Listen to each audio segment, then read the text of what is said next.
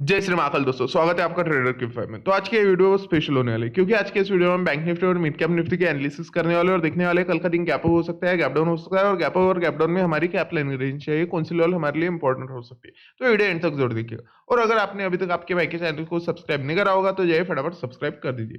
तो चलिए शुरू करते हैं बैंक निफ्टी और mid cap Nifty analysis video.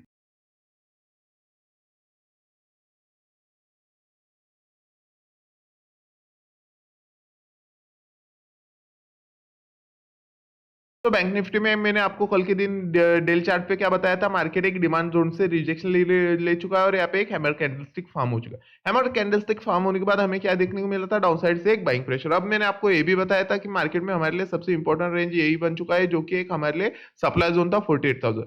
48,000 हमारे लिए बहुत इंपॉर्टेंट रेंज था क्योंकि मार्केट क्या किया था, यही से रिजेक्शन लेकर डाउन साइड में ले गया था, उसका ब्रेकआउट दिया था, यहाँ पे सस्टेन नहीं कर पाया और फिर से वहां पे सेलर्स लोग उसको डाउन साइड में पुश कर दिए। अब फिलहाल मार्केट क्या किया, उसका ब्रेकआउट करता हुआ नजर आया और बढ़िया से यहाँ पे आप अगर कैंडल से देखोगे तो यहाँ पे हमें कहीं ना कहीं एक मॉर्निंग स्टार बनता हुआ नजर आया। अब मॉर्निंग स्टार क्या होता है, तो मॉर्निंग स्टार एक रिवर्सल पैटर्न होता है, उसके बाद हमें मार्केट में बाइंग अच्छी खासी देखने को मिल सकती है। अब बाइंग हमें बहुत स्ट्रॉन्ग कब देखने को मिलेगी, अगर कल का दिन मार्केट कल का दिन अगर ये हाई ब्रेक करता है और यहाँ पे कहीं पे सस्टेन कर देता है तो उसके बाद क्या हो सकता है, मार्केट फिर से हमें न्यू हाई मारता हुआ नजर आ सकता है। तो कहीं ना कहीं कल का दिन हमें इस रेंज पे ज्यादा फोकस करना चाहिए 48,500। अब चलिए 50 मिनट टाइम फ्रेम पर। तो 50 मिनट टाइम फ्रेम पर आप अगर देखोगे तो आपने अगर आपके भाई के लेवल से ट्रेड करा होगा तो प्रीवियस डे मैंने आपको लेवल दिया था 47,775, ये रेंज आपको बताया था। उसके बाद में मार्केट क्या हुआ, गैप हुआ, गैप अप होने के बाद मार्केट क्या किया, डाउन साइड में।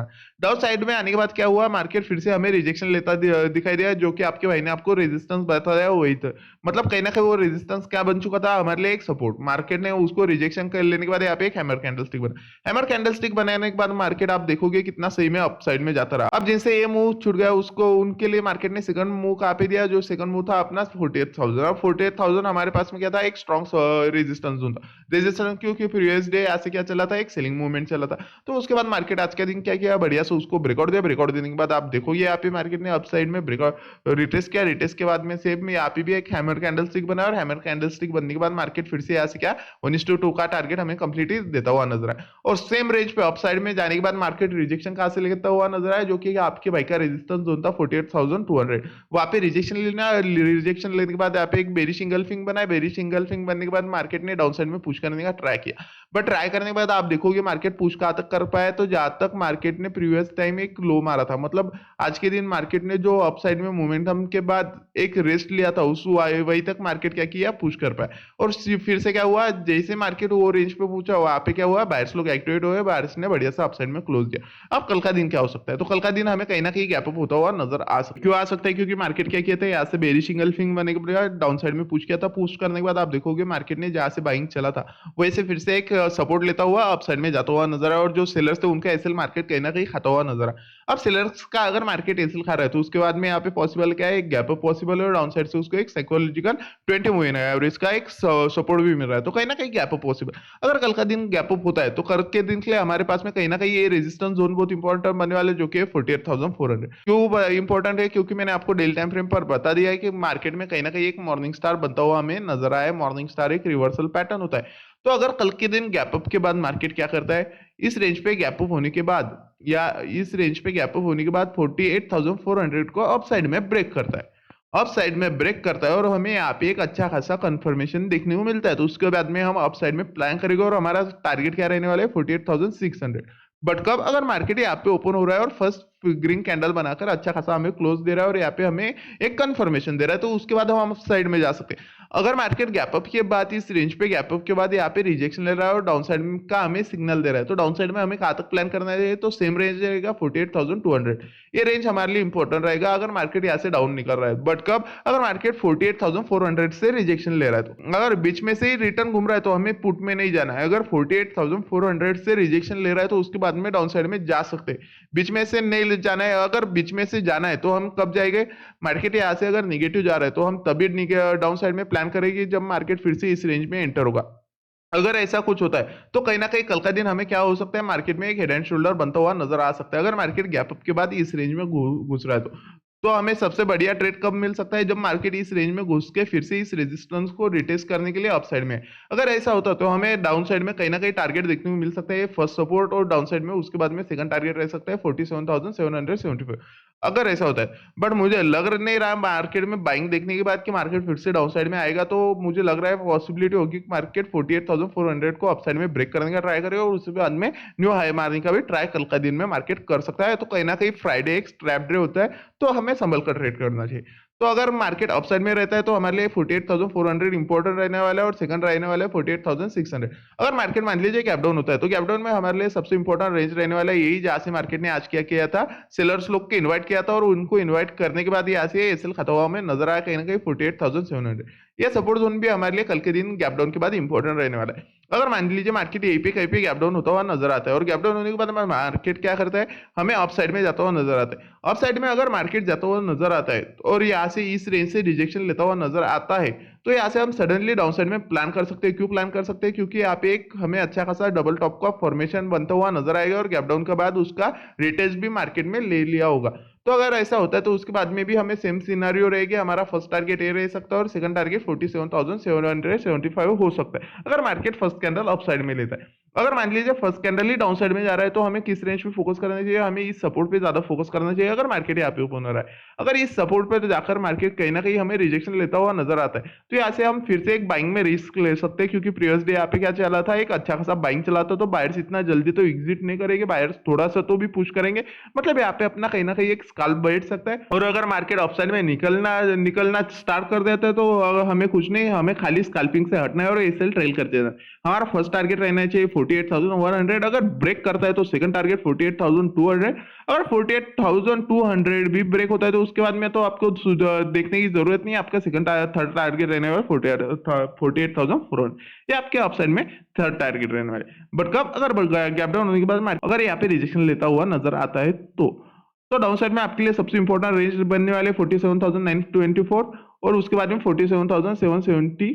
ये आपके लिए बहुत इंपॉर्टेंट लेवल डाउन साइड में रहने वाले। तो आप चलते हैं मिड कैप निफ्टी के चार्ट पर और वहां पे देखते हैं कल के दिन के लिए हमारे पास में कौन सी लेवल इंपॉर्टेंट हो सकती है। तो आप अगर मिड कैप के डेली चार्ट पर देखोगे तो कहीं ना कहीं मैंने आपको ये बताया था मार्केट में हमारे पास में एक सप्लाई जोन अवेलेबल है, सप्लाई जोन अवेलेबल थे।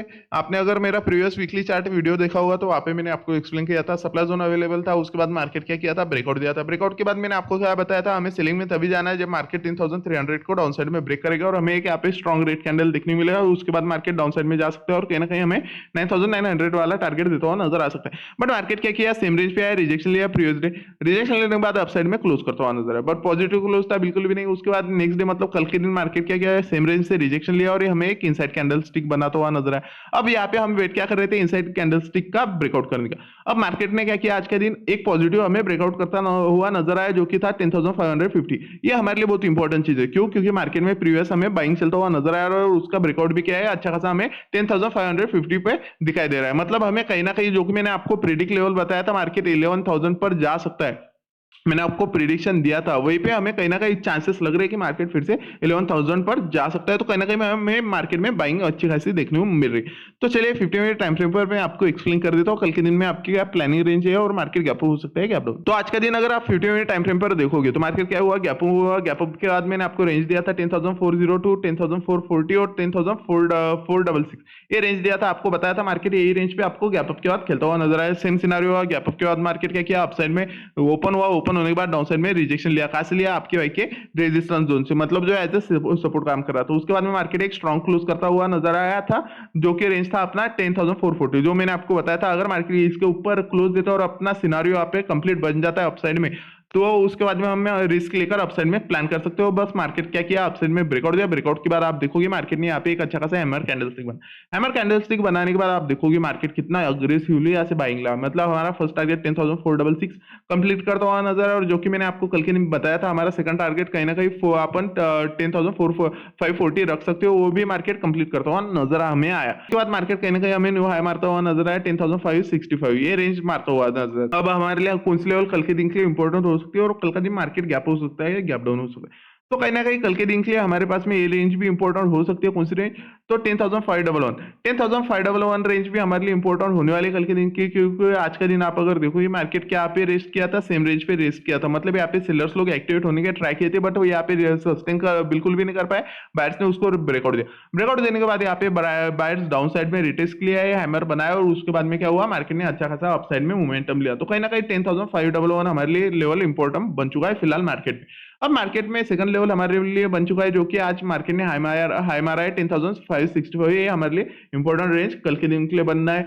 अब कल का दिन गैप अप हो रहा है, और गैप अप के बाद मार्केट क्या कर सकता है, तो गैप अप के बाद अगर मार्केट सीधा सीधा अपसाइड में जाने के लिए ट्राई करता है, तो आपको 10,653 पे फोकस करना चाहिए। क्यों? क्योंकि एक फिबो लेवल है, आपने प्रीवियस वीडियो में देखा होगा, आपका भाई जो भी फिबो लेवल देता है वो प्रॉम्प्ट वर्क करता है। और अगर मार्केट यहाँ पे नहीं आता तो बीच में हमें कहाँ पे फोकस करना चाहिए, तो बीच में कुछ नहीं, हमें मार्केट को रेंज बनाने देना चाहिए। अगर रेंज का ब्रेकआउट अप साइड में जा रहा है तो हमें फर्स्ट टारगेट 10,653 रखना चाहिए। अगर रेंज का ब्रेकआउट डाउन साइड में जा रहा है तो हमारा फर्स्ट टारगेट रहना चाहिए 10,567। ये हमारा फर्स्ट टारगेट डाउन साइड में रहना चाहिए अगर मार्केट ऐसा चेक करता है। अगर फर्स्ट कैंडल ही स्ट्रॉन्ग बनकर हमें 10,653 पर जाता हुआ नजर आ रहा है और ये पे कहीं पे रिजेक्शन लेता हुआ नजर आता है, तो यहाँ से एक हम रिस्क लेकर, स्मॉल रिस्क लेकर डाउन साइड में प्लान कर सकते हैं। क्यों प्लान कर सकते हैं? क्योंकि मार्केट में एक गैप रहा होगा और एक गैप फिल करने के लिए मार्केट जा सकता है। कहीं ना कहीं 10,653 हमारे लिए इंपॉर्टेंट रेंज कल के दिन के लिए बन चुका है। तो अप साइड में आपके लिए 10,653 रेंज इंपॉर्टेंट रहने वाले। अगर ब्रेकआउट मिलता है तो उसके बाद आप अप साइड में प्लान कर सकते हो। आपका सेकंड टारगेट कहीं ना कहीं रह सकता है 10,793। ये आपका सेकंड टारगेट अप साइड में बनना चाहिए अगर मार्केट 10,653 को ब्रेक करता है।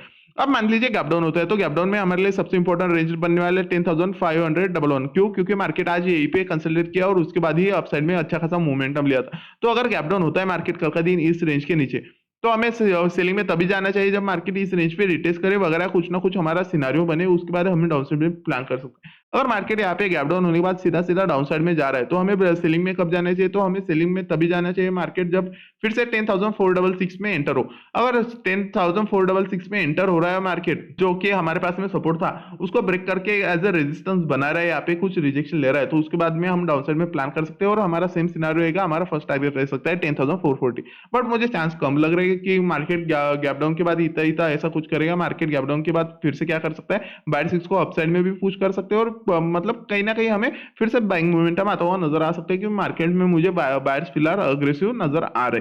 तो कहीं ना कहीं गैप डाउन के बाद आपके पास सबसे इंपॉर्टेंट रेंज रहने वाले 10,511, 10,466 और डाउन साइड में 10,440। ये रेंज आपके इंपॉर्टेंट रहने वाले कल के दिन के लिए। अगर आपको आपके भाई की वीडियोस पसंद आ रही होगी तो लाइक करिए, शेयर करिए और सब्सक्राइब करिए। जय श्री महाकाल।